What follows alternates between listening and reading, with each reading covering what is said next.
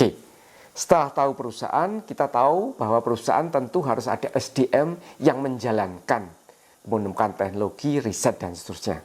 Jadi kita juga harus mempelajari bagaimana sistem pendidikan di China, bagaimana universitas di sana atau akademi sains di sana bisa menghasilkan SDM unggulan yang diakui di dunia. Setelah company, kemudian kita turun lagi. Company itu yang menghasilkan teknologi tinggi itu berada di mana?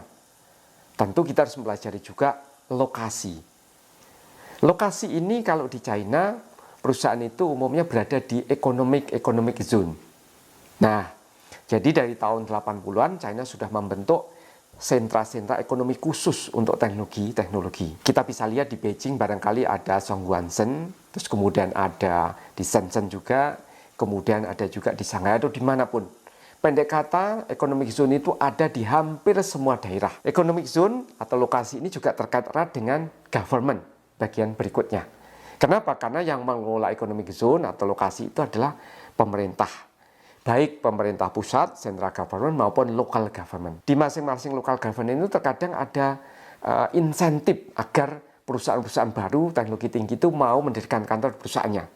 Mulai dari pengurangan pajak, terus kemudian untuk pendanaan dan seterusnya. Setelah dari government, kita juga melihat di China ada institusi yang memang khusus di dalam mengelola pengembangan teknologi.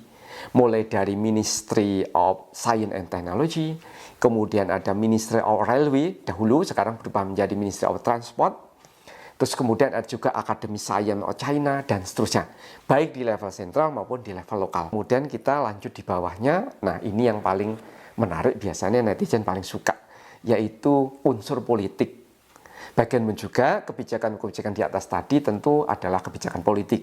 Ada dukungan politik di belakangnya. Di China partai adalah tunggal, jadi tentu ada banyak perbedaan dengan negara-negara lain yang multi partai. Ada yang disebut kader manajemen, yaitu orang atau kader partai itu bisa berpindah dari swasta kemudian menjadi pemerintah atau balik lagi.